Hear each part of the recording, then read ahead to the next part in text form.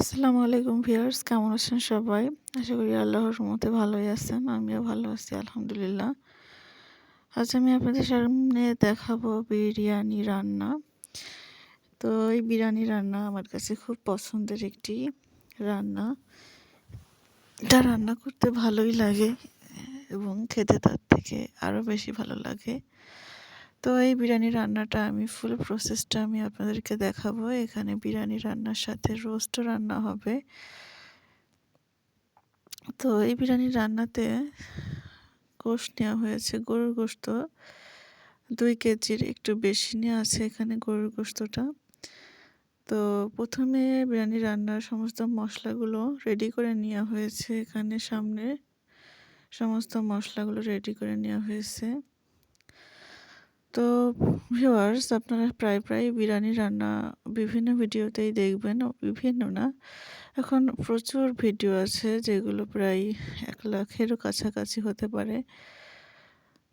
এত বিরিয়ানি রান্না যে কোনটা ছেড়ে কোনটা দেখবেন সেটা হয়তো অনেকেও বুঝতে পারবে না। তবুও আমি যে বিরিয়ানিটা রান্না করেছি এটার মূল স্পেশালিটি হচ্ছে বিরিয়ানি রান্নাটাই আসলে কোনো মশলা। তো এই বিরিয়ানি রান্নাতে কোনো মশলা বেটে দেওয়া হয়নি, সম্পূর্ণ মশলাটাই কিন্তু আস্ত দেওয়া হচ্ছে বিরিয়ানিতে। দেখুন, আমি প্রথমে বেরেস্তাটা করে নেওয়ার জন্য একটু পেঁয়াজ বেরেস্তা করে নিচ্ছি। এখানে পেঁয়াজ দেওয়া হয়েছে, কতটুকু পরিমাণ আপনারা দেখলেই বুঝতে পারছেন কতটুকু পরিমাণ দেওয়া হচ্ছে। তো বিরিয়ানি রান্নায় মূলত আমরা মশলাটা বেটে প্রথমে গোশতটা আমরা কিন্তু মেরিনেট করে রাখি। আমি এখানে কোনো কিছু মেরিনেট করিনি। তো এখানে সরাসরি যেমন পেঁয়াজ কুচিটা, তারপরে ঝাল, জিরা, ডালচিনি, এরপরে আরও বিরিয়ানির কিছু মশলা আছে যেমন শাহি জিরা, তারপরে হচ্ছে জয়ত্রী, জয়ফল, এগুলো সবই কিন্তু আমি আস্ত দেব। আমি অনেকে কিন্তু বলছিল যে আস্ত দিলে বিরিয়ানিটা কেমন হবে। আমরা তো কিছু জিনিস বেটে দেই আর কিছুটা আস্ত করে দেই, কিন্তু আমি ভাবলাম যে আসলে আমরা তো সবসময় বিরিয়ানিটা আপনার আস্ত বাটা মশলা দিয়েই করি। এখন একটু দেখি না যে একটু গোটা মশলা দিয়ে করলে কেমন লাগে। তো সেই ভাবনা থেকেই কিন্তু আমি গোটা মশলা দিয়ে বিরিয়ানিটা রান্না করেছি। তো আমার কাছে খুবই ভালো লেগেছে। এত ভালো লেগেছে যে বিরিয়ানিটা যদি আমি বাটা মশলা দিয়ে অনেকবার খেয়েছি, কিন্তু গোটা মশলা দিয়ে কিন্তু খাইনি। দেখুন, আমি সব মশলাই কিন্তু আস্তে করে কিন্তু দিয়ে দিচ্ছি এর মধ্যে। এই যে পেঁয়াজ কুচি, তেজপাতা, ঝাল, গুঁড়ামরিচ, এরপরে জিরা, ডালচিনি, লবঙ্গ, এগুলো কিন্তু দিয়ে দিয়েছি, দেখছেন আপনারা। সবই আস্ত করে দেওয়া হচ্ছে এখানে। তো দেখতে থাকুন, ভিডিওটি টেনে দেখবেন না। আস্ত মশলা দিয়ে বিরিয়ানি রান্না করলে কেমন হয় এটা আপনারা যদি প্র্যাকটিক্যালি দেখতে চান তো এই ভিডিওতে কিন্তু দেখতে পারবেন। সম্পূর্ণ একদম ভাতটা বাড়া পর্যন্ত আপনারা দেখতে পারবেন এখানে। এই যে আমি কিন্তু দেখুন নাড়ছি, মশলাগুলো নাড়তেছি। এখানে কিন্তু সবগুলোই খুব বেশি ভাজবো না। এখানে হালকা কাঁচা অবস্থায় হালকা একটু তেলের উপরে নেড়ে চেড়ে কিন্তু এই যে গোশতটা দিয়ে দেব। কাঁচা মাংসটা রেখেছি ধুয়ে, সেটা কিন্তু এখানে দিয়ে দিব একটু পরেই। দেখেন, আমি সামনে সব মশলাগুলো সাজিয়ে রেখেছি। এই যে এখানে কিন্তু বিরিয়ানির মশলা, সাথে বাদাম কুচি, বাদামটাও কিন্তু আমি বেটে দেবো না। আপনারা দেখতে থাকেন, মানে দেখবেন যে বাদামটাও কিন্তু আমি বেটে দেবো না। ওই যে পেঁয়াজ বেরেস্তাটা প্রথমে কিন্তু ভেজে মাংসের উপরে রেখে দিয়েছিলাম, ওইটাই কিন্তু একবারে এখন দিয়ে দিচ্ছি। সেই প্রেশার কুকারে দিব। আমি সবসময় চেষ্টা করি রান্নাটা কিভাবে সহজে করা যায়। অত কঠিন কষিয়ে মশলা, হ্যাঁ সব কিছু কষিয়ে করা হয়, কিন্তু কিছু কিছু রান্না যদি সহজে করা যায় সেটা কিন্তু আমি অনেক সময় চিন্তা করি যে এটা করলে ভালো হবে কি না। তো আমার এই রান্নাগুলো কিন্তু খারাপ লাগেনি, খুবই ভালো লেগেছে, রান্নাটা খুবই মজাদার হয়েছিল। বাটা মশলা থেকেও কিন্তু এই রান্নাটা বেশি ভালো লেগেছে আমার কাছে। এবং এই মশলাটা যেহেতু বাটা না, সেই জন্য আমাদের মানে শরীরের দিক থেকেও কোনো সমস্যা হয়নি এই বিরিয়ানিটা খাওয়ার পরে। দেখুন দেখুন আমি তো নাড়ছি, একটু নেড়ে চেড়ে কিন্তু আমি অন্যান্য যে বিরিয়ানির মশলাগুলো আছে ওইগুলো কিন্তু দিয়ে দিব। দেখুন আমি হালকা নেড়ে নিচ্ছি, আপনারা দেখতে থাকুন কি করা হচ্ছে, এটা দেখতে থাকুন, জাস্ট দেখতে থাকুন। তাইলে কিন্তু আপনারা এই রান্নাটা কিন্তু আপনারা নিজেরাও এভাবে কিন্তু করে প্রতিনিয়তই করতে পারেন, কোনো বাটাবাটির ঝামেলা ছাড়াই কিন্তু করতে পারেন। আমি এখানে বাটার মধ্যে লাস্টে একটু আদা বাটা এবং টমেটো সস সেটা কিন্তু এখানে দিয়েছিলাম। আর একটা মজার বিষয় হচ্ছে এখানে কিন্তু কোনো প্রকার টক দই কিন্তু এই বিরিয়ানিতে কোনো প্রকার টক দই কিন্তু ব্যবহার করা। এই যে বন্ধুরা আমি কিন্তু এখন দিয়ে দিলাম শাহি জিরা, গোলমরিচ, কালো গোলমরিচ, সাদা গোলমরিচ, আর এখন দিচ্ছি না, এখন দিচ্ছি না, একটু পরে দিব।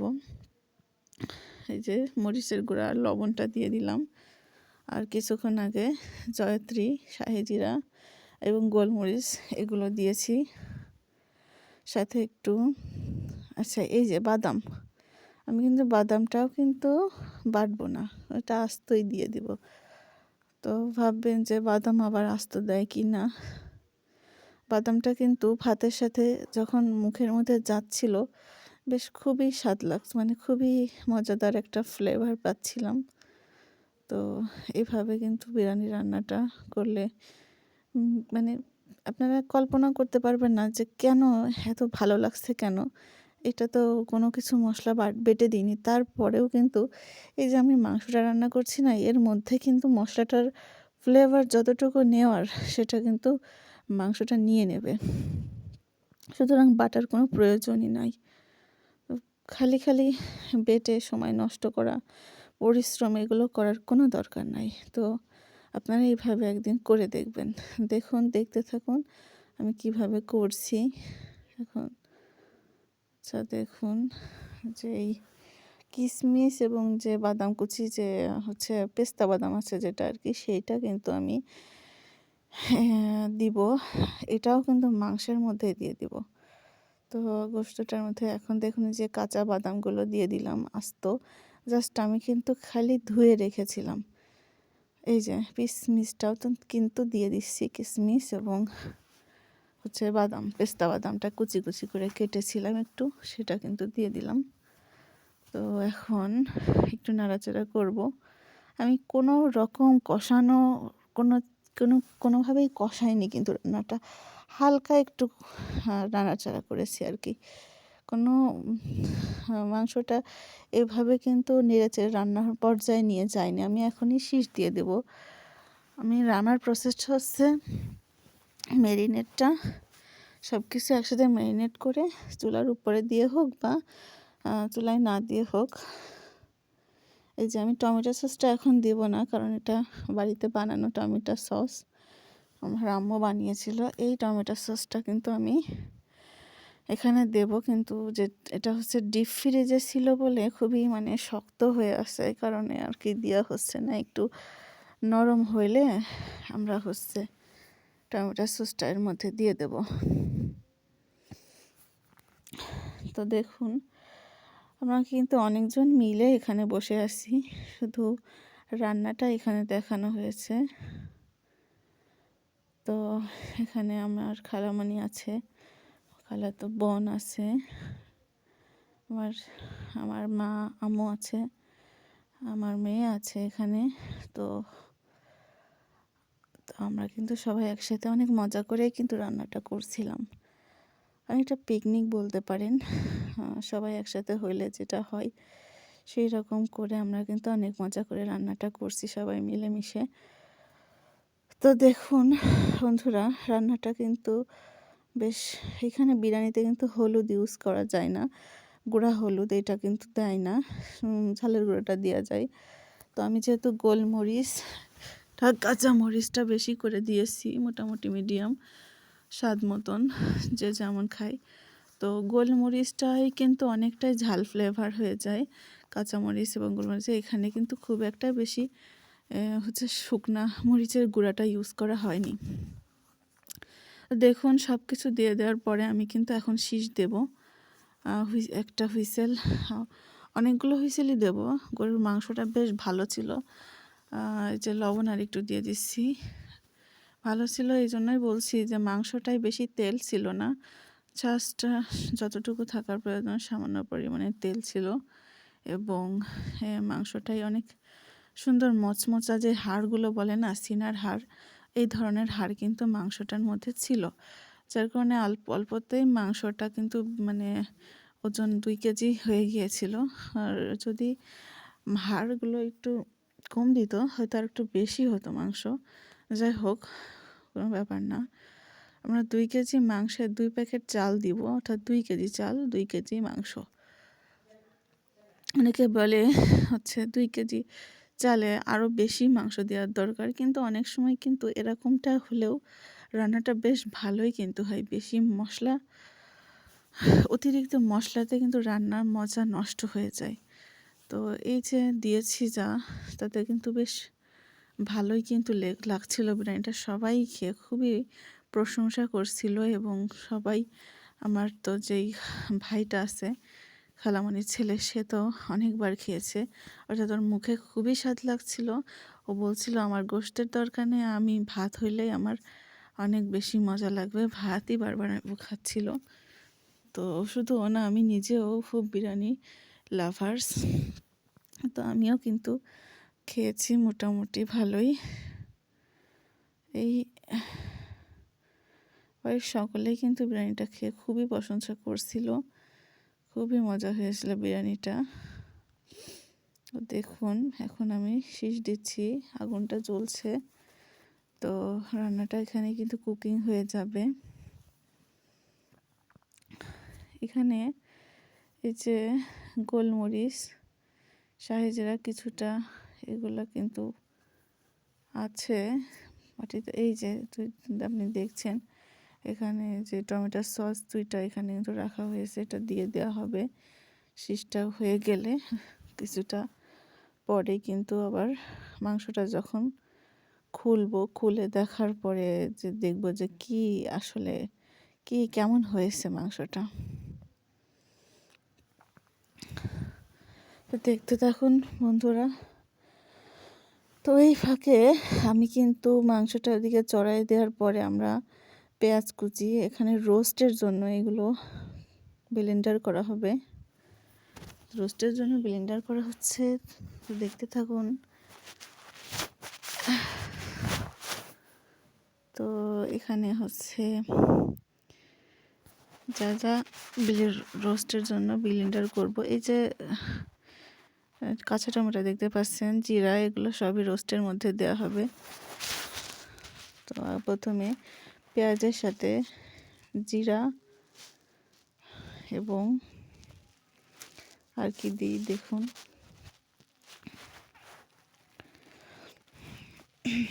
যে ছোট কুচি 2টা মুরগি ছিল, 2টা না হয় 3টা ছিল, হয়তো খেয়াল নেই আমার।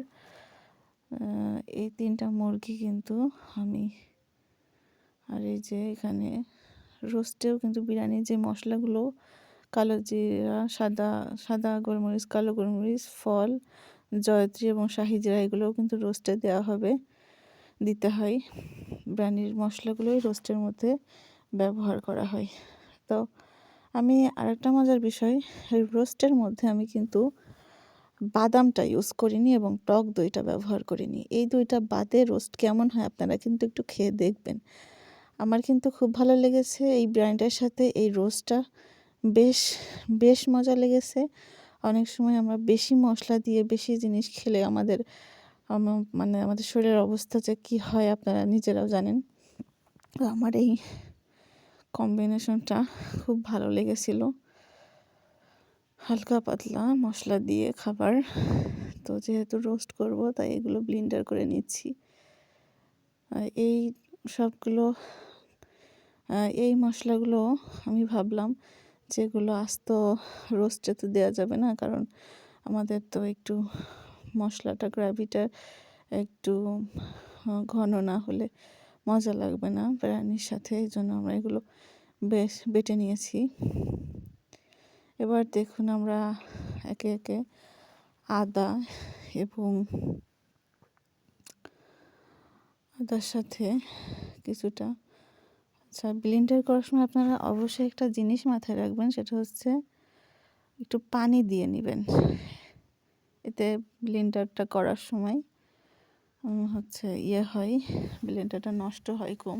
এবং ব্লেন্ডারটা যখন সুইচটা দিবেন 10 থেকে 12 সেকেন্ড পরে এটা আবার বন্ধ করে দিয়ে পুনরায় দিবেন। এভাবেই কিন্তু চালাবেন, তাহলে ব্লেন্ডার অনেক দিন যায় এবং খুব কম নষ্ট হয়। এই যে আমি থেমে থেমে ব্লেন্ড করে নিচ্ছি। আরও কিছু ব্লেন্ড করব, আপনারা দেখুন। ভিডিওটা দেখলে আপনাদের বিরিয়ানি রান্নাটাও বেশ সহজ হয়ে যাবে এবং আপনাদের খুব মজাও লাগবে কিন্তু এইভাবে রান্না করলে। তো দেখতে থাকুন বন্ধুরা আমি কি করি।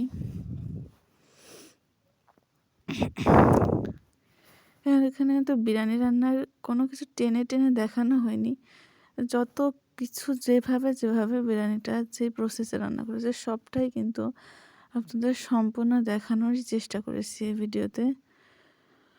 তো এখন আমরা কিছুটা রসুন ব্লেন্ড করব। একসাথে রসুনটা দেয়নি, কারণ রসুন এবং পেঁয়াজের থেকে রসুনের পরিমাণটা যদি বেশি হয়ে যায় কোনো জিনিসের মধ্যে, সেটা হোক রোস্ট অথবা হোক বিরিয়ানি বা যে কোনো জিনিসেই রসুনটা অতিরিক্ত হয়ে গেলে কিন্তু খেতে ভালো লাগে না।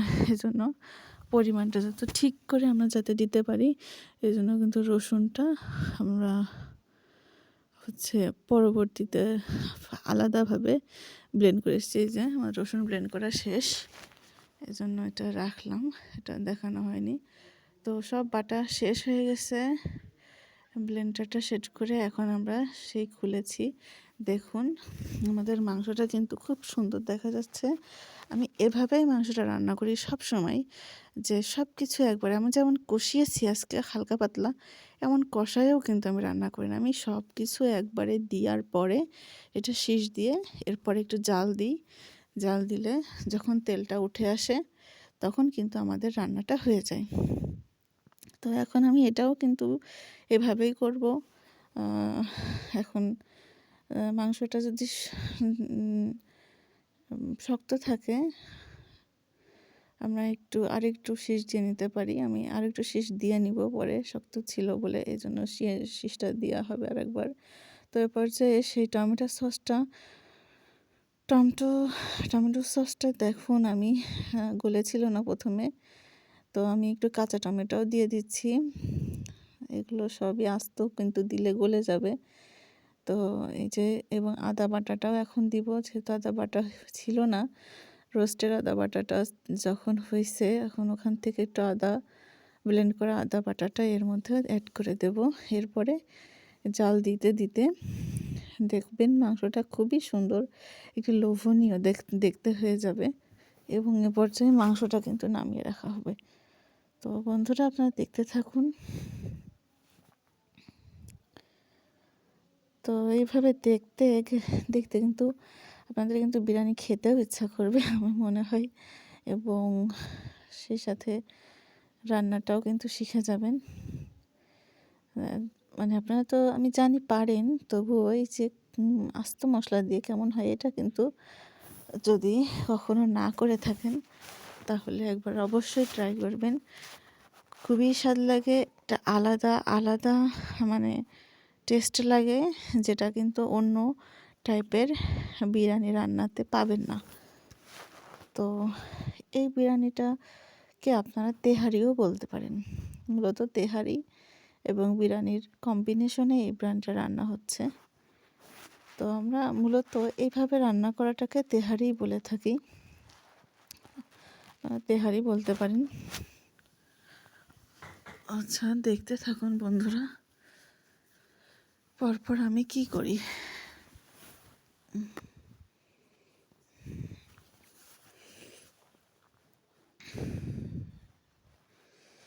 এসে আমি নেড়ে দিচ্ছি। এখন আমার মনে হয়েছিল গোস্তটাতে একটু সেজায় মানে সিদ্ধ হওয়াতে একটু কম আছে, এই জন্য আমি আবারও কিন্তু শীষ দেওয়ার জন্য ঢাকনাটা দিয়ে ঢেকে দেব। তো দেখতে থাকুন কি হয়। আমার তো এটা বলতে বলতেই বেশ বিরিয়ানিটা আমার আবার খেতে ইচ্ছা করছিল। সমস্যা নেই, আবার আমরা আল্লাহ তৌফিক দান করলে ইনশাল্লাহ আবার আমরা খাইব বিরিয়ানিটা করে। তো এখন আমার বোন, ও কিন্তু ভিডিও করছিল, ও এখন বললো দেও আপু আমি একটু নাড়বো, তো কিন্তু নেড়ে দিচ্ছে।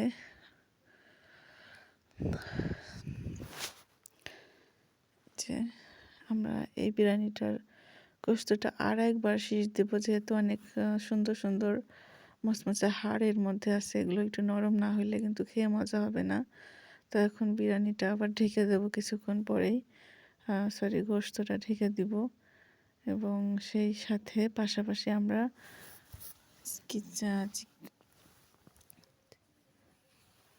চিকেন যে রোস্টগুলো আছে এগুলো কিন্তু করে ফেলবো।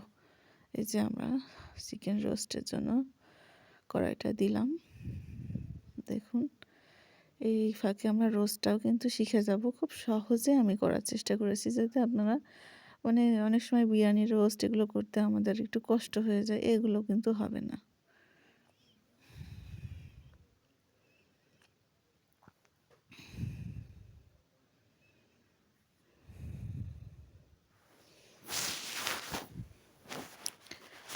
দেখুন বন্ধুরা, আমরা কিভাবে এই যে অল্প মশলাই অনেকটা হচ্ছে টক দই এবং বাদাম বাটা ছাড়া কিভাবে আসলে রোস্ট বিরিয়ানি করা যায়, সেটা কিন্তু আমরা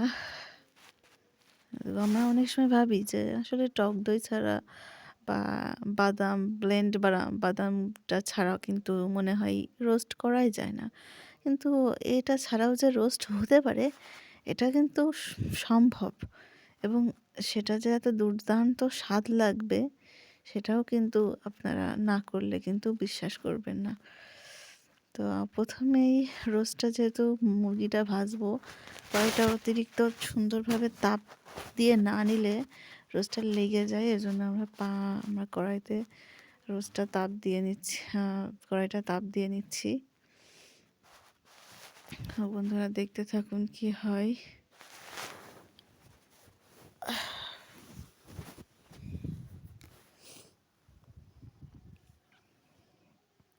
আচ্ছা, আমি সব বাটিতে বাটিতে সাজিয়ে নিয়েছি, যাতে দেরি না হয় রান্নাটা করতে।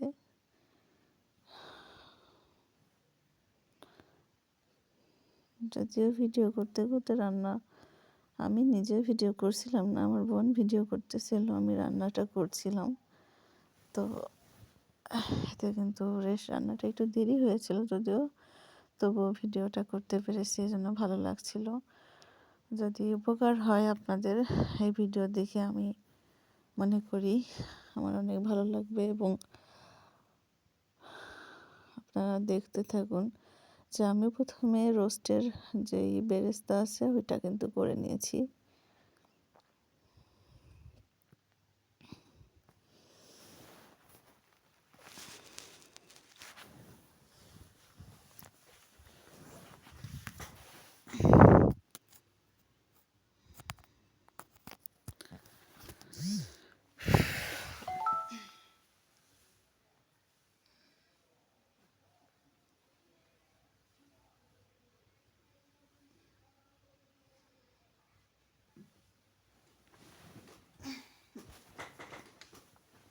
এটা ভিউয়ার্স, এই যে পেঁয়াজটা কিন্তু এমন একটা চামচ নিয়ে নেবেন যেটা দিয়ে পেঁয়াজের বেরেস্তাটা সুন্দরভাবে তোলা যায়।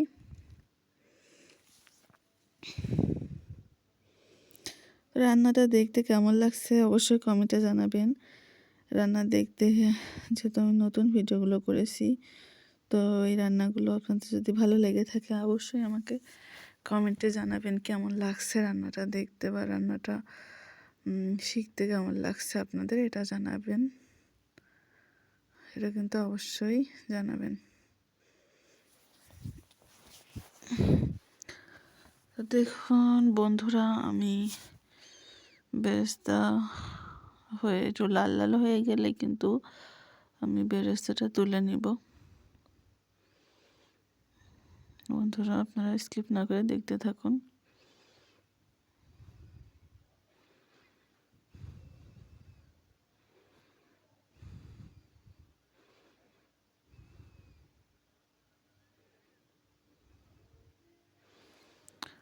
তো এই পর্যায়ে এখন কিন্তু আমার ভাই আবার এসে বলল যে দে আমি একটু নেড়ে দিই। তো কিন্তু এখন নাড়ছে, আমি আর অনেক সময় ধরে নাড়তে নাড়তে হাতটা ব্যথা হয়ে যাচ্ছিল। তো বললো যে দে আমি তোর একটু হেল্প করে দিই। তো এখন নাড়ছে, দেখুন ও কিন্তু জোরে জোরে ঘুটাঘুটি করতেছে। তো চুপ করে বসে দেখছিলাম ও কীভাবে নাড়তে পারে। তো এভাবে বেশি নাড়াচাড়া করলে কিন্তু বেরেস্তা তাড়াতাড়ি হবে না, একটু তেলের উপর রেখে দিলে তাড়াতাড়ি হয়ে যাবে। ব্রাউন কালার হলেই আমরা বেরেস্তাটা নামিয়ে নিব। তো এই বেরেস্তাটা একটা ট্রিক্স আছে যে হচ্ছে যখন ব্রাউন কালার হয়ে যাবে তখন আমরা যখন এটা বাটিতে যখন রাখবেন, তখন আমরা বেরেস্তাটা কিন্তু বিরিয়ানিতে বা রোস্টে একটু শেষের দিকেই আমরা দিয়ে থাকি। কখনো কখনো মাঝে দিই, কখনো কখনো প্রথমেও দিয়ে থাকি। তো এটা মচমচা থাকার জন্য একটা ট্রিক্স আমার আম্মু আমাকে শিখিয়ে দিয়েছিল, সেটা হচ্ছে চিনি। আমরা যখন যে চিনিটা খাই বাড়িতে, সেই চিনিটা আমরা কিন্তু ওই বেরেস্তাটার উপরে একটু ছিটিয়ে দিলে এই মানে পেঁয়াজের বেরেস্তাটা বেশ ব্রাউন কালার, মানে মচমচা থাকে আর কি। এবং অনেক সময় রেখে দিলেও এটা বেশি একটা নরম হয়ে যায় না, মচমচা অবস্থায় থাকে। তো এই ট্রিক্সটা আপনারাও করবেন। আমরা এখানে 2 প্যাকেট চাল নিয়েছিলাম। চাউলটা ধুয়ে হচ্ছে একটা ঝাঁঝরা জাতীয় ফুটা ফুটা ঝুড়িতে আমরা রেখে দেব, পানিটা যাতে ঝরে যায়। তো এই চালটা কিন্তু আমরা ঘি দিয়ে ভেজেছিলাম। আমরা পুরো বিরিয়ানিটাই কিন্তু সরিষার তেলও না, সয়াবিন তেলও এখানে ব্যবহার করা হয়নি। তো আমরা এই বিরিয়ানিটা রান্না করেছিলাম পুরাটাই ঘি দিয়ে, অর্থাৎ ঘি দিয়ে ভেজেছিলাম চাউলটা। চাউলটাও খুব সুন্দর করে না ভাজলে কিন্তু বিরিয়ানিটা বেশি ভালো লাগে না। আমি আমার রান্নাটাই চাউলটা খুব সুন্দর করে ভেজে নিই, এবং ভাজার সময় অনেক মশলা দিই, যেমন জিরা, হালকা জিরা, লবণ এবং হচ্ছে কাঁচামরিচ। এরপর রসুন বাটা, পেঁয়াজ বাটা, আদা বাটা এগুলো হালকা হালকা করে দিয়ে থাকি এই বিরিয়ানি বাড়িতে হাঁড়িটার মধ্যে। তো দেখুন আমি হচ্ছে রোস্টটা ভাজার সময় যে তেলটা মানে বেরেস্তা করেছিলাম সেই একই তেলের মধ্যে আমি এই মাংসটা দিয়েছি। এবং মুরগিটা বেশি বয়স্ক ছিল না, মুরগিটা খুব কচি ছিল, এজন্য ভাজাটা খুব বেশি ব্রাউন করে ভাজিনি। তেলটা যখন অনেকটা বেশি তেতে গিয়েছে, অনেক বেশি হয়েছে, তখন একটু আমি এই মাংসগুলো দিয়ে ভেজে নিয়েছি। আর একটা বিষয় আপনাদেরকে বলি, যারা আপনারা নতুন রাঁধুনি তারা অনেক সময় জেনে থাকবেন, অথবা নাও জেনে থাকতে পারেন। আর যারা অনেক অভিজ্ঞ তারা তো জানবেনই। এটা হচ্ছে তেলের উপরে যদি আমরা একটু লবণ ছিটিয়ে দিই তাহলে কিন্তু তেলটা বেশি একটা ছেটে না, এবং অনেক সময় হলুদ ইউজ করা যায়, যে সকল তরকারিতে হলুদ ব্যবহার করি আমরা সেগুলোতে, যেমন মাছ ভাজি করার সময় এই সময় কিন্তু একটু হলুদ লবণ ছিটিয়ে দিলে ওইটা কিন্তু আর ছিটে মুখে চোখে লাগার সম্ভাবনা থাকে না, অনেকটাই কমে যায়। তো আমি এখানে যেহেতু রোস্ট রান্না করা হচ্ছে, তো সেজন্য এখানে হচ্ছে রোস্টে কিন্তু হলুদ দেওয়া হয় না। রোস্ট, বিরিয়ানি বা তেহারি কোনোটাই কিন্তু হলুদটা অ্যাভয়েড করতে হয়। হলুদ দিলে এটা দেখতে তেমন একটা ভালো লাগে না বা খেতেও ভালো লাগে না, এই জন্য আমরা হলুদ দিই না। তো আমরা এভাবে রোস্টটা রান্না করছি। রোস্ট রান্না করতে যেই ছোট ছোট যেই গোশগুলো মাংসগুলো আছে, যেমন পাখনা, মুরগির গিলা, গলা, এরপর মাথা, এইগুলো যে আমরা কিন্তু ওইটার মধ্যে দিয়ে দিয়েছি। এজন্য শেষে বাকি এইগুলা আমরা ভেজে নিচ্ছি এবং ভেজে নিয়ে আমরা কিন্তু একবারে রোস্টটা কষিয়ে রান্না করে ফেলবো। তো আমরা এটা তাড়াতাড়ি হওয়ার জন্য অনেক সময় একটু ঢেকে দিলে একটু দ্রুত হয়ে যায়, ভাজাটা হয়ে যায় দ্রুত। আমরা তো হালকা ভেজেই কিন্তু তুলে ফেলেছি। সবার অনেক খিদা লেগে যাচ্ছিলো, আমরা এই জন্য তাড়াতাড়ি করছি যে বিষয়টা। আবার আব্বু বলছিল যে রোস্টটা স্বাদ হয়েছে, কিন্তু যদি একটু বেশি করে ভাজা হতো আরও বেশি ভালো লাগতো। তো আমার কাছে ভালো লেগেছিল। তো আমার আব্বু এবং আমার বাবুর বাবাও কিন্তু একটু বেশি ভাজাটা পছন্দ করে। তো এখন হচ্ছে আমরা কিন্তু এদিকে রোস্টের যেই প্রথম যে এখানে দেখুন মাংসের মধ্যে আদা বাটাটা দিচ্ছি। আদা বাটা কিন্তু প্রথমে দেওয়া হয়েছিল না, ওটা কিন্তু আবার এইমাত্র আবার খোলা হলো, এখন দেওয়া হলো। এবং সেই সাথে রোস্টের মধ্যে দিচ্ছি রসুন বাটা এখন, এবং সর্বপ্রথম দিয়েছি ওই যে আমরা এটা হচ্ছে টমেটো সস দিয়ে দিলাম, সব একসাথে দিয়ে দিচ্ছি কিন্তু আমি, এটাতেও খুব মজা লাগবে। এই যে আস্ত টমেটোটাও দিয়ে দিলাম। আর প্রথমে দিয়েছিলাম হচ্ছে কালো গোলমরিচ, সাদা গোলমরিচ, শাহি জিরা, জয়ত্রী, জয়ফল, যেগুলো ব্লেন্ড করেছি পেঁয়াজ এবং জিরার সাথে, ওইগুলা কিন্তু প্রথমে আমি দিয়েছি। দিয়ে এখন হালকা একটু নেড়ে চেড়ে আমি কিন্তু এর সাথে একটু ঝালের গুঁড়া, লবণ দিয়ে ভালো করে নাড়বো কিন্তু। তো এটা নেড়ে বেশি কষালে কিন্তু, বেশি সময় ধরে কষালে যে মানে ওই মশলাটা পুড়ে যায়, এতে কিন্তু কালারটা বেশি একটা সুন্দর আসে না এবং অতটা ভালো লাগে না খেতে। তো আমার এই যে আপনারা দেখুন, বেশি কষাবেন না। আমি কোনো ভিডিও কিন্তু কাটিং করিনি, শর্টকাট করেও দেখাচ্ছি না, একদম ফুল ভিডিও কিন্তু দেখানো হচ্ছে রান্নার জন্য A to Z। এই জন্য কিন্তু রান্নাটা অনেক সময়টা লেগে গেছে। তো কিছু কিছু কাট করা হয়েছে, বাদবাকি সম্পূর্ণই কিন্তু আপনাদেরকে ফুলফিলভাবে দেখানো হচ্ছে। তো এই যে রান্নার যে চালটা, তেহারির যে চাল, এটা কিন্তু আমরা একটু ধুয়ে ঝরাতে দিব। আর এদিকে আমার যে গোশতটা, এটা কিন্তু 2 বার করে সেঁচ দেওয়া হলো। এখন 2 বার করে সেঁচ দেওয়ার পরে কিন্তু বেশ নরম হয়ে গেছে। এখন আমরা আর সেঁচ দিব না, এখন জাল দেব। আপনারা এই যে এইভাবে একবারে সেঁচ দিয়ে জাল দিলে কিন্তু গোশতটা দেখবেন কত সুন্দর লাগবে এবং একদম সম্পূর্ণভাবে মাংসটা কিন্তু হয়ে যাবে। তো আমি এভাবে করি। বেশিরভাগ সময়ই গোশতটা অনেক ভালো লাগে, স্বাদ লাগে, বেশ খেতে অনেকই টেস্টি লাগে। আমার বাবুর আব্বু ও কিন্তু এইভাবে বিরিয়ানিটা গোশতটা রান্না করলে খুবই পছন্দ করে, বলে যে এই গোশতটা অনেক বেশি আলাদা স্বাদ লাগছে আমার কাছে। তো আমি এইভাবেই সেজন্য রান্না করি। তো এখন আমি রোস্টের মধ্যে কিছুটা কাঁচামরিচ এবং এদিকে রোস্ট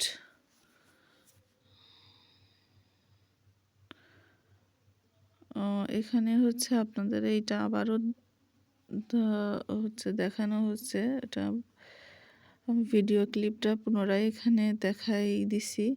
তো আপনারা একবার দেখে নেন কীভাবে এর মধ্যে মশলাটা দেওয়া হচ্ছে, মানে ভুনা করা হবে। আপনারা যারা নতুন রান্না করেন তাদের জন্য হয়তো উপকারে আসবে। তো এখানে আমি দেখাচ্ছি যে আমরা যেই রোস্টটা রান্নার জন্য যে বেরেস্তাটা, সেই বেরেস্তাটা কিন্তু বেরেস্তার এইটাকে বেরেস্তা বলে, অর্থাৎ পেঁয়াজটা ভেজে নেওয়ার পরে যে অবস্থাটা হয় এটাকে বেরেস্তা বলে।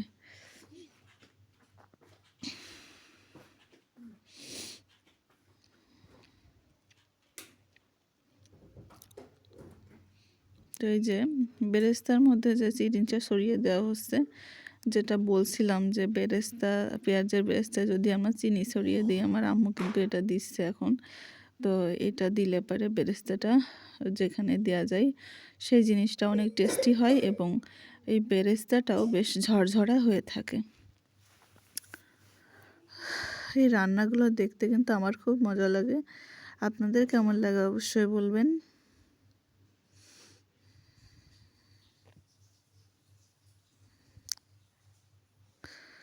আপনার সন্ধ্যার সময় রান্না করতে বসেছিলাম, সরি বিকালের একটু আগে। তো রান্নাটা করতে কিন্তু সন্ধ্যা প্রায় হয়ে গিয়েছিল। সন্ধ্যার একটু পরপরই রান্না শেষ হয়, দুইটা মিলিয়ে রোস্ট এবং বিরিয়ানি।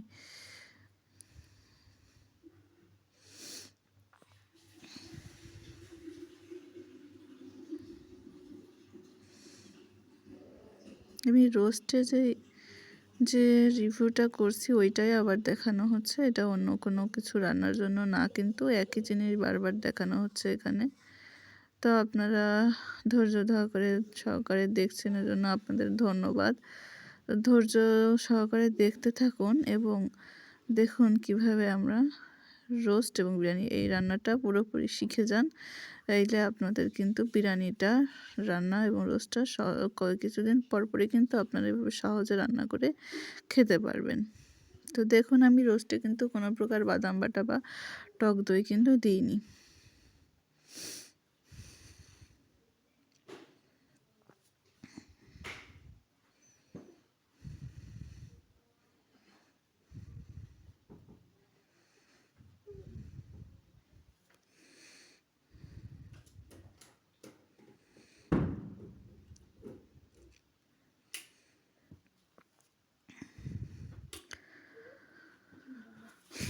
তো বিরিয়ানি এবং রোস্ট আমার কাছে খুবই মজা লাগে এবং যখনই রান্না হয় আমার কিন্তু গরম গরম খেতে বেশি ভালো লাগে এবং গরম খেতে সবারই পছন্দ, গরমটাই ভালো লাগে বেশি। তাছাড়া যখন ঠান্ডা হয়ে যায় তখনও কিন্তু আমি ওভেনে গরম করে খাই মাঝে মাঝেই, এবং যতক্ষণ বিরিয়ানিটা শেষ না হয় আমার কিন্তু কিছুক্ষণ পরপরই আমি কিন্তু বিরিয়ানিটা খেতে আমার ইচ্ছা করে। আমার কাছে বিরিয়ানির রান্নাটা খুবই ভালো লাগে। তো বিরিয়ানির রান্নাটা ভালো লাগার ভিতরে প্রথম কাজ হচ্ছে বিরিয়ানির মাংসটা সুন্দরভাবে টেস্টি করে রান্না করতে হবে। যেভাবে আমরা মাংস রান্না করি সেভাবেই শুধু বিরিয়ানির মশলাগুলো আলাদাভাবে দিয়ে এই মাংসটা রান্না করলে মাংসর স্বাদই বিরিয়ানির বা তেহারির স্বাদটাকে কিন্তু অনেক বহুগুণে বাড়িয়ে দেবে। দেখুন আমরা কিন্তু রোস্টের মশলাটা যে বেশি কষাইনি, হালকা কষিয়ে কিন্তু মুরগিটা দিয়ে দিচ্ছি। ভাজা যেই মুরগিটা আমরা রেখেছিলাম ভেজে, সেই হালকা ব্রাউন করা মুরগিটা দিয়ে দিচ্ছি। তো এখন এই মুরগি এবং যেই মশলাটা কষানো হয়েছিল হালকা, সেই কষানো মশলাটা কিন্তু একসাথে কষানো হবে এবং বারবার ঢেকে ঢেকে দেওয়া হবে। এতে কিন্তু আর অন্য কোনো মশলা ব্যবহার করা হবে না। শুধু পেঁয়াজের যে বেরেস্তাটা আমরা করেছিলাম ওইটা কিন্তু কিছুক্ষণ পর এখানে একটু ছড়িয়ে দেওয়া হবে। এই যে আমরা এখন বেরেস্তাটা দিয়ে দিচ্ছি। তো বেরেস্তাটা দিলেই কিন্তু রান্নাটা শেষ হয়ে যাবে। আমরা এই যে রোস্টটা কিন্তু আমরা এভাবেই রান্না করছি। আমার এটা রান্নাটা খুবই ভালো লেগেছে।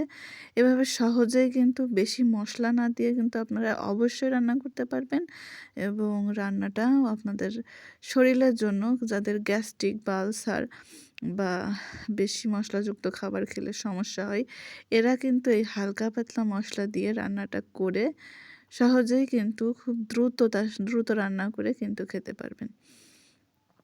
তো এই রোস্টটা কিন্তু আমরা যে মোরগ পোলাও আছে, যে মোরগ পোলাওটা আমরা করি সেটা দিয়েও এই এই রোস্টটা কিন্তু আমরা খেতে পারবো। মোরগ পোলাওয়ের মধ্যে একটু পোলাও এবং মোরগ পোলাও আপনাদেরকে একটা গোপন ট্রিক্স শিখিয়ে দিই, যে পোলাও এবং মোরগ পোলাওটা কেন আলাদা। এটা হচ্ছে এজন্যই আলাদা যে মোরগ পোলাওটা হচ্ছে এতে একটু রসুন, আদা এবং পেঁয়াজ বাটা, জিরা বাটা, এই 3-4টা জিনিস হালকা করে দিয়ে চাউলটা ভাজতে হয়। এবং সাধারণ পোলাও কিন্তু এগুলো দেওয়া লাগে না, শুধু কাঁচামরিচ, লবণ, ফল, গরম মশলা এগুলো দিলেই কিন্তু হয়ে যায়। তো দেখুন আমাদের রোস্টটা কিন্তু হয়ে গেছে।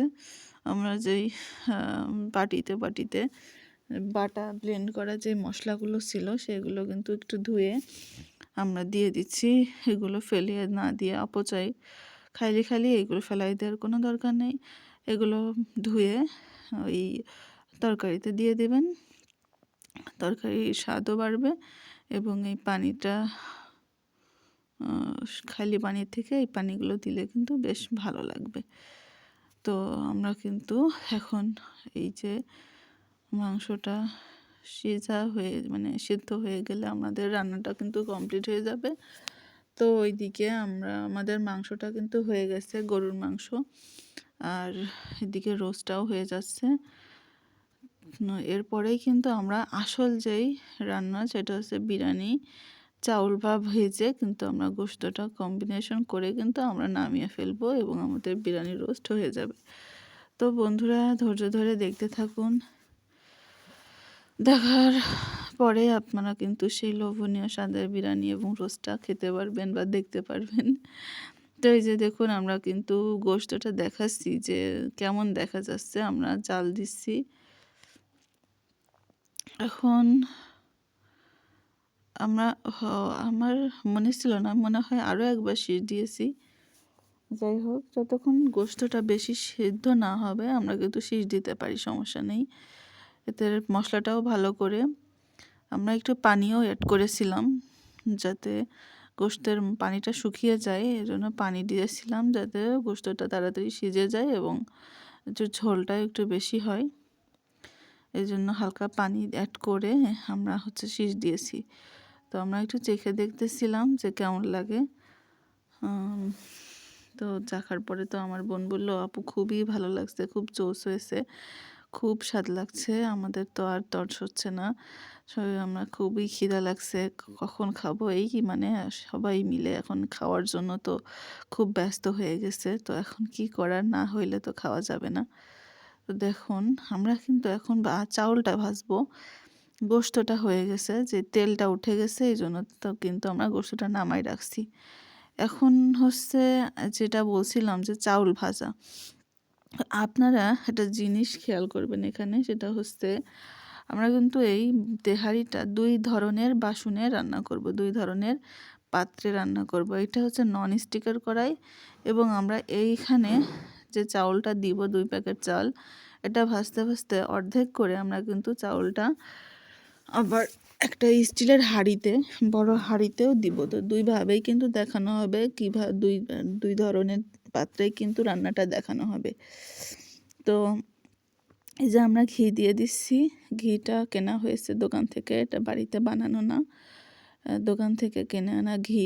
এখানে কিন্তু গরম মশলা দেওয়া হয়েছে, তেজপাতা, ডালচিনি এবং লবঙ্গ, গোলমরিচ ছিল হালকা, এবং এখানে বাদামটা আস্ত দেওয়া হচ্ছে, একবার মাংসে দেওয়া হয়েছে। এবং আমরা কিন্তু রাইসটা অর্থাৎ পোলাওয়ের যে চাল, এটার সাথেও কিন্তু আমরা আস্ত করে বাদামটা দিয়ে দিচ্ছি। এখানে এই বাদামটা আপনারা একটু কুচি করে দিতে পারেন। যাই হোক, আমি যেভাবে দিচ্ছি এভাবে দিলেও কোনো সমস্যা নেই, যার যেমন রুচিটার কথা না, আমি তো বলেছি প্রথমে যে আস্ত মশলা দিয়ে এখানে রান্না করছি, আপনারা আস্ত মশলা দিয়ে রান্না করেই খেয়ে দেখবেন যে কেমন লাগে। দেখবেন বারবার কিন্তু এই আস্ত মশলা দিয়ে আপনাদের রান্নাটা করে খেতে ইচ্ছা করবে। তো আমি যেহেতু বলেছি, চাউলটা ভাজার মধ্যে কিন্তু অনেক অনেক স্বাদটা বাড়িয়ে দেয়।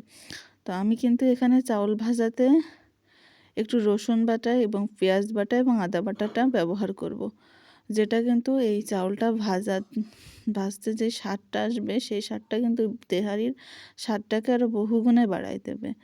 তো আমি এই যে হালকা হালকা করে দিচ্ছি সব মশলাগুলা, এবং এই মশলাগুলা হালকা নেড়ে চেড়ে এর মধ্যে কাঁচামরিচ অ্যাড করে কিন্তু আমি ভাতটা দিয়ে ভাজা শুরু করব।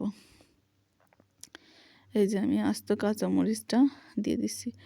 আর একটা বিষয়, আপনারা যখন কাঁচামরিচ দিবেন আস্ত কাঁচামরিচ দিয়ে দিবেন না, বিষয়টা একটা ট্রিক্স বা টিপস। তো কাঁচামরিচের পেছনের দিকে যেই একটু অংশ আপনারা আঙুল দিয়ে ভেঙে নেবেন বা ছোট্ট করে কেটে নেবেন দাঁত দিয়ে, যেভাবেই হোক আপনারা করে নেবেন। তাইলে কি হবে যে কাঁচামরিচটা কিন্তু অনেক সময় ফেটে চোখে মুখে হচ্ছে তেল লাগতে ছুটে আসতে পারে। এজন্য কাঁচামরিচটা ফাটা যাতে না ছিটে ওঠে বা না ফেটে চোখে না লাগে, এজন্য কিন্তু ওই মরিচের পেছনের দিকটা অথবা সামনের দিকটা একটু করে চিমটি দিয়ে হচ্ছে কেটে নেবেন। তো এই যে আমরা কিন্তু ভাতটা দিয়ে দিয়েছি, রাইসটা দিয়ে এখন নাড়াচাড়া করছি, অনেকক্ষণ ধরেই নাড়বো। তো কতক্ষণ নাড়ছি এটাও কিন্তু দেখাচ্ছি, এখানে কোনোটাই স্কিপ করা হয়নি। আপনারা এইভাবে হালকা নেড়ে, খুব বেশি মশমশা করে ভাজতে হবে বিষয়টা কিন্তু তেমন না, হালকা একটু ভেজে যাতে ফ্লেভারটা ভালো আসে, স্বাদটা ভালো লাগে, সেজন্য ভাজলে কিন্তু তেহারিটা বেশ ভালো লাগে। চাউলটা ভেজে নিতে হবে। তো পরিমাণ মতো লবণ দিতে হবে। এখানে একটা বিষয় মাথায় রাখতে হবে, সেটা হচ্ছে ভাতেও যতটা লবণ দিলে ভাতটা স্বাদ লাগবে ততটা লবণই কিন্তু দিতে হবে, অতিরিক্ত লবণ নয় এবং কম লবণও নয়। যতটা লবণ দিলে ভাতটা স্বাদ লাগবে, তেহারির রাইসটা স্বাদ লাগবে, ততটা লবণই কিন্তু এখানে দিতে হবে। আবার মাংসের মধ্যেও, মানে তেহারির যে মাংস সেখানেও যতটা লবণ দিলে মাংসটা স্বাদ লাগবে ঠিক ততটা লবণই কিন্তু মাংসেও অ্যাড করতে হবে। দুইটা লবণ যদি ঠিক থাকে তাহলে কিন্তু মাংসের মানে তেহারি বা বিরিয়ানি যেটাতেই হোক না কেন স্বাদটা কিন্তু পারফেক্ট আসবে। তো এই যে আমি চাউলটা যাতে তাড়াতাড়ি ভেজা হয় এজন্য একটু ঢেকে দিয়েছিলাম, আমার কাছে মনে হয় ঢেকে দিলে বেশ তাড়াতাড়ি হয়ে যায়। তো আমি ওই সেই পেঁয়াজের বেরেস্তা ভাজা পেঁয়াজগুলো আমি কিন্তু আবার দিয়ে দিচ্ছি ছড়িয়ে ছড়িয়ে। ভাজার সময় এই ভাজা পেঁয়াজগুলো দিলে বেশ মানে ফ্লেভারটা এবং গন্ধটা অনেক সুন্দর ছড়ায়, এবং ভাতটাও খেতে ভালো লাগে, স্বাদ লাগে। তো ঘি দিয়ে ভাজা হচ্ছে, দেখুন ঘি দিয়ে ভাজলে কিন্তু সত্যি তেহারিটা খুবই জোস লাগে, খুবই ভালো লাগে। তো এই যে আমরা কিন্তু অন্য একটা পাতিলের মধ্যে এই ভাতটা হচ্ছে ট্রান্সফার করব, এই রাইসটা। তো আমি বুদ্ধি পাকিয়েছি যে প্রথমে রাইসটা একদম হচ্ছে সমান করে নিয়ে অর্ধেক করব, সমান করে নিয়ে মাঝখান থেকে দাগ টানবো, করে অর্ধেক করে এটা কিন্তু বড় একটা স্পুন বা চামচ করে আমরা কিন্তু এই যে চামচটা দিয়ে আমরা বেরেস্তা ভেজেছিলাম এই চামচটাতে করে আমরা এই হাঁড়িতে দিয়ে দেবো। তো আমার খালামণি এখন বলছিল যে এখানে ঘি দিবা না, ঘি দাও। তো আমি কিন্তু আরেকটু ঘি দিয়ে নিয়েছি, যাতে যদিও ঘি দেওয়ার প্রয়োজন নেই, আমরা অনেকটা ঘি কিন্তু দিয়ে ভেজেছি, তবুও একটু ঘি দিয়ে নিলাম। ঘি দিয়ে এই যে ভাতটা রাইসটা এর মধ্যে আমরা হচ্ছে ট্রান্সফার করে দুইটাতে কিন্তু ভেজে নেব।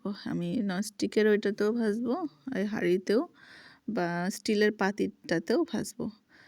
আপনাদের আমরা স্টিলের পাতিলে কিন্তু রান্না করলে অনেক স্বাস্থ্যকর হয়, মাটির হাঁড়িতে রান্না করলে তো আরও স্বাস্থ্যকর হয়। তবে ননস্টিকের বিষয়ে অনেক কথা আছে, ননস্টিক কিন্তু বেশি একটা উপকারী জিনিস না, এটা কিন্তু অনেক ক্ষতি করে। আমি শুনেছি ননস্টিকের হাঁড়িতে নাকি একটা স্কেচ পড়লে ওখান থেকে প্রচুর পরিমাণে ক্যান্সার হওয়ার মতন কোনো একটা পদার্থ বের হয়। তো ননস্টিকটা আমাদের সবারই আসলে রান্না করতে সুবিধা হয় বলে আমরা করি, কিন্তু এটা আমাদের মানে আমাদের অ্যাভয়েড করাই কিন্তু ভালো স্বাস্থ্যের জন্য। তো যাই হোক, আমরা যেহেতু এই যুগের মানুষ, তো আমরা অনেকেই করে থাকবো, তবু আমি এটা জানতাম বলে আপনাদের সাথে শেয়ার করলাম। তো ভিউয়ার্স, দেখুন আমরা কিন্তু অর্ধেক করে নিয়েছি। আমার বুদ্ধিটা কেমন লাগলো জানাবেন, যে অর্ধেক করে ওইভাবে আমি দিয়েছি যাতে পরিমাণটা ঠিক থাকে। এবং এই যে আমি হচ্ছে দুইটাতেই ভেজে নিব হালকা করে। বেশ যখন দেখব যে চাউলটা বেশ ঝরঝরে হয়ে গেছে, হালকা হালকা ব্রাউন হয়েছে, বেশি ব্রাউন না, হালকা ব্রাউন, তখনই কিন্তু বুঝে যাব যে চালটা ভাজা হয়ে গেছে পারফেক্টভাবে। এবং চালের মধ্যে তো কি মশলা দিয়েছি সেটা তো আপনারা দেখেছেনই। এই মশলাগুলো দিয়ে আমরা কিন্তু সুন্দরভাবে চাউলটা ভেজে নিচ্ছি। তো দেখুন, দেখতে থাকুন।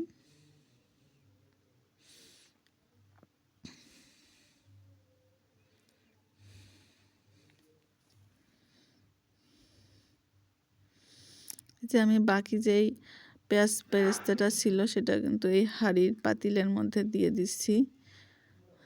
আমি কিন্তু শেষে আর কোনো বেরেস্তা ছিটিয়ে দেয়নি। আপনারা আমি চাইলে আপনারা অবশ্যই শেষের দিকে একটু পেঁয়াজ বেরেস্তা ছড়িয়ে পরিবেশন করতে পারেন। এটাতে দেখতেও অনেক সুন্দর লাগবে এবং খেতেও বেশ ভাতের সাথে নিয়ে খেতেও খুব মজা লাগবে। তো আমি বেরেস্তাটা সম্পূর্ণ ভাজার ভিতরেই দিয়ে দিয়েছি, চাউল ভাজার মধ্যে।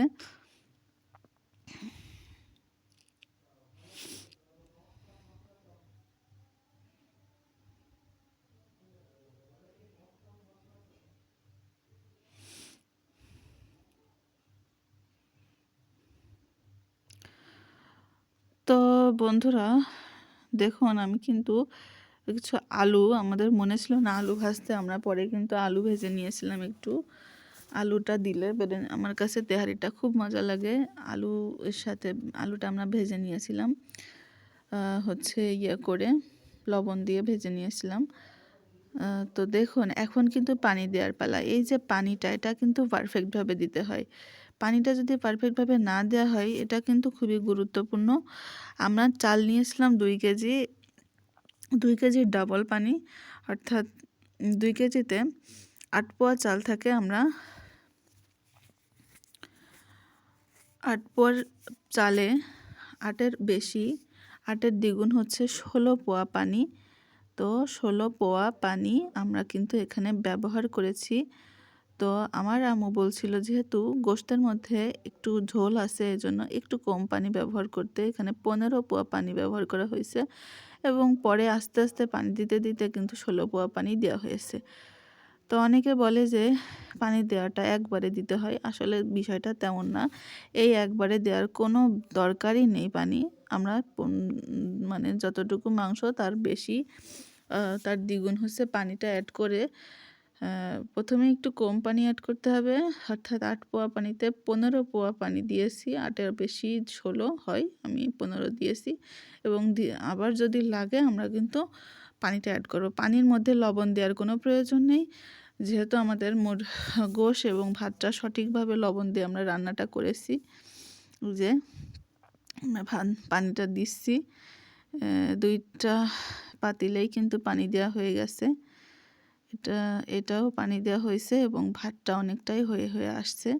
তো আপনারা গোশটা কখন ব্যবহার করবেন? আপনারা যখন ভাতটা প্রায় হাওয়া হাওয়া ভাব প্রায় হয়ে গেছে, পানিটাও প্রায় শুকিয়ে আসছে, ঠিক সেই সময় পানিটা শুকিয়ে একদম শুকিয়ে আসার মুহূর্তে, মানে দেখা যাচ্ছে যার পানিটা সেইভাবে নাই, ঠিক তখন কিন্তু আপনারা যে রান্না করা যেই গোশতটা ওইটা কিন্তু দিয়ে দেবেন। তো দেখতে থাকুন।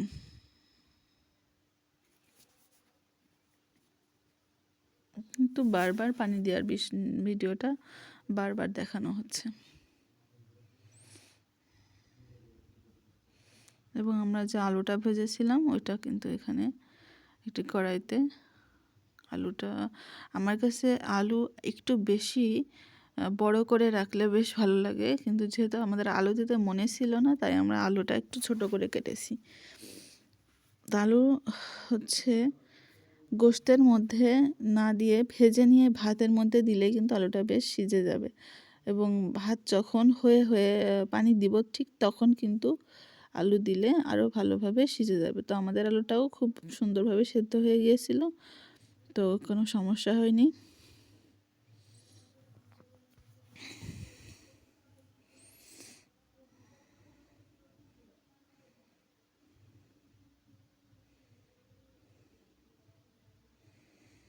এই যে আমরা পানি দিচ্ছি মেপে মেপে, যেহেতু 4 পোয়া 4 পোয়া চাল আছে, তো এটাতে 7 পোয়া পানি, ওইটাতেও 7 পোয়া মতন পানি আমরা অ্যাড করছি। পানিটা কিন্তু সম্পূর্ণই গরম পানি, একদম ডগবগে 100 ডিগ্রি সেলসিয়াসে গরম করা পানি। অনেকে 100 ডিগ্রি সেলসিয়াস কি সেটা বোঝেন না। এটা হচ্ছে পানিটা সম্পূর্ণ টকবক করে উতলানো হয়ে গেলে, টকবক করে ফুটতে যখন শুরু করবে, সেটাই হচ্ছে 100 ডিগ্রি সেলসিয়াস পানি। তো সেটা কিন্তু করা হয়েছে, যে ইলেকট্রিক জাগ আছে, আমরা ওই জাগে করে পানিটা গরম করে নিয়েছিলাম।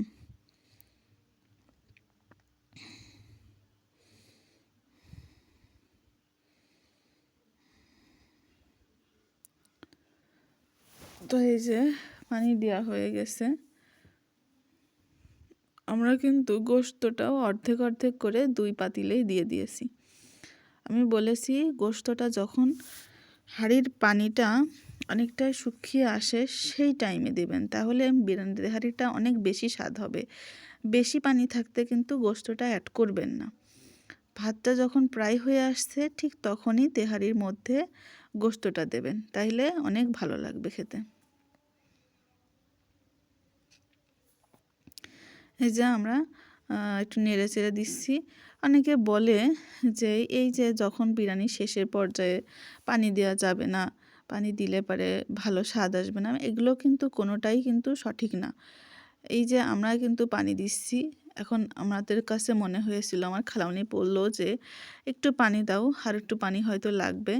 এই পর্যায়ে আমরা আরেকটু 2 পাতিলেই কিন্তু বারবার পানি দিচ্ছিলাম, 1বার 2বার আমরা কিন্তু বারবার পানি দিচ্ছিলাম, যাতে ভাতটা নরম হয় এবং বেশি একটা নরম না হয় এবং সঠিকভাবে ভাতটা সিজে যায় এবং পারফেক্ট হয়। এজন্য কিন্তু আমরা বারবার বুঝে বুঝে পানি দিচ্ছিলাম। এইভাবে বুঝে বুঝে পানি দিলেও কিন্তু কোনো সমস্যা হয় না, স্বাদটাও কোনো পরিবর্তন হয় না। তো এই সময়টা কিন্তু একটা পারফেক্ট টাইম, যখন আমাদের অনেক সময় ভাতটা হচ্ছে আপনার হয়ে যায়, কি বলে, গলে যায় অনেক সময়, আবার অনেক সময় বেশি ঝরঝরা হয়ে থাকে। তো এই টাইমে পানিটা আমরা বুঝে বুঝে দিলে কিন্তু ভাতটা খুব সুন্দর হয়, নরম এবং ঝরঝরা হয়। তো আমরা কিন্তু পানি দেওয়া শেষ, আমাদের সব পানিটাই গরম পানি ছিল, পানির মধ্যে কোনো লবণ ছিল না অ্যাড করা। পানিটা সম্পূর্ণই একটা সিদ্ধ পানি, গরম করা।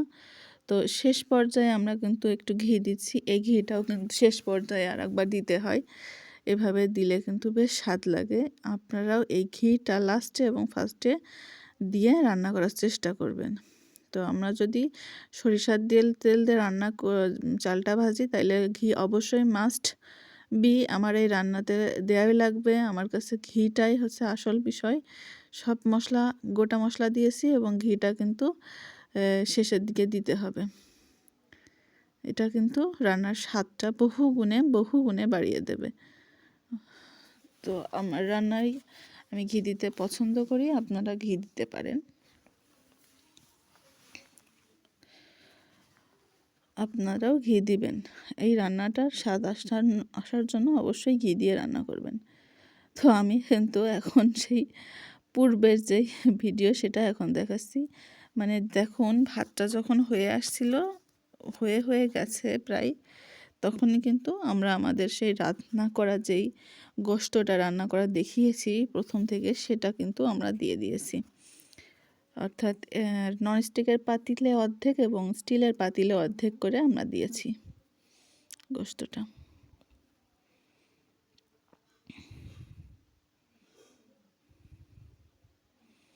এখানে একই ভিডিও বারবার আগে পরে ক্লিপ করে করে দেখানো হয়েছে।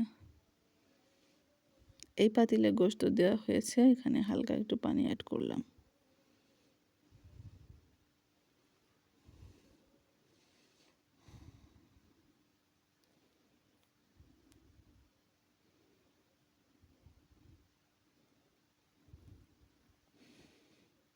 তো এই যে রান্নায় একটু নেড়ে ছেড়ে দিতে হবে, কারণ নিচে যাতে লেগে না যায় সেদিকেও কিন্তু একটু খেয়াল করা লাগবে। তো একদম শেষ পর্যায়ে বিষয়টা হচ্ছে, একদম শেষের দিকে আমরা যেই চুলার যেই আঁচটা বা চুলার যেই হচ্ছে জালটা, এটা কিন্তু একদম লো করে দিতে হবে। এটাকে দমে দেওয়া বলে, অর্থাৎ লো ফ্লেভারে ঢেকে দেওয়াটাই হচ্ছে দমে দেওয়া।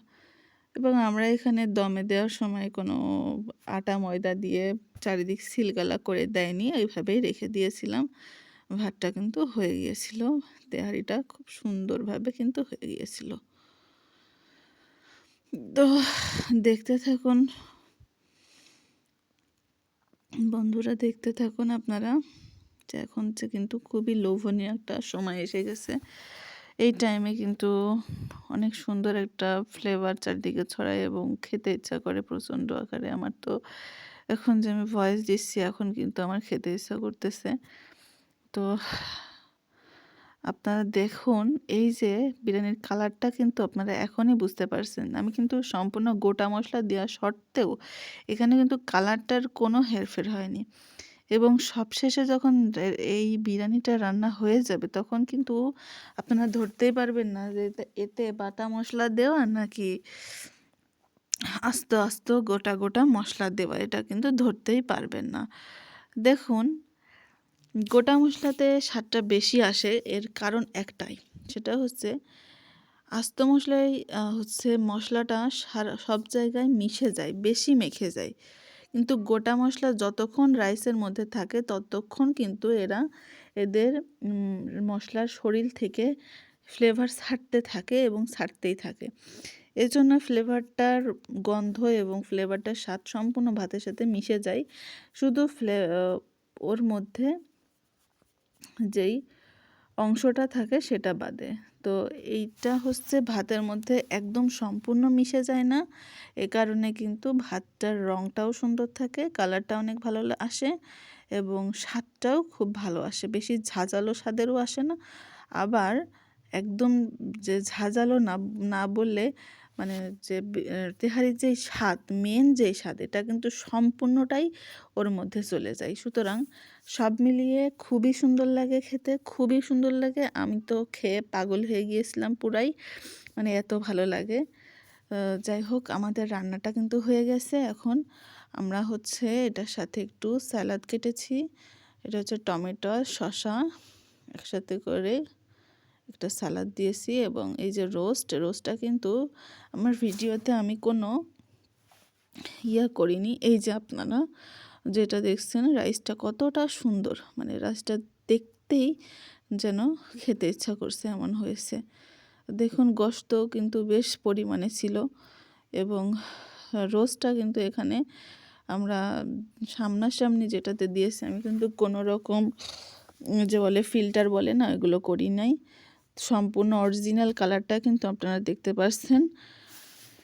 এই যে রোস্ট এবং রাইস, তেহারির রাইস, এবং এখানে কিছু কোয়েল পাখি, আমাদের নিজের বাড়িতে পোষা কোয়েল পাখির ডিমটা আমরা সিদ্ধ করে ভেজে নিয়েছিলাম। এইটা দিয়ে আমরা কিন্তু এই তেহারির রান্নাটা খেয়েছিলাম। খুবই মজা হয়েছিল, এত মজা হয়েছিল আপনাদের বলে বোঝাতে পারবো না। এবং দেখুন, রাইসটাও কত সুন্দর ঝরঝরা হয়েছে এবং নরম, খুবই স্মুথলি আমরা খেয়েছি। তো ভিউয়ার্স, আজ এ পর্যন্তই। ভিডিওটা কেমন লাগলো, রান্নাটা কেমন লাগলো অবশ্যই কমেন্টে জানাবেন। আপনাদের কাছে এই ভিডিওটা যদি উপকারে আসে অবশ্যই একটি সাবস্ক্রাইব করে দিবেন ভিডিওতে, এবং আমাকে জানাতে ভুলবেন না যে রান্নাটা কেমন হয়েছে। এবং আপনারা অবশ্যই বাসায় রান্না করবেন এবং বাসায় রান্না করার পরে খাওয়ার পরে বলবেন যে রান্নাটা কেমন হয়েছে। তো আশা করি ভিউয়ার্স ভালো লেগেছে।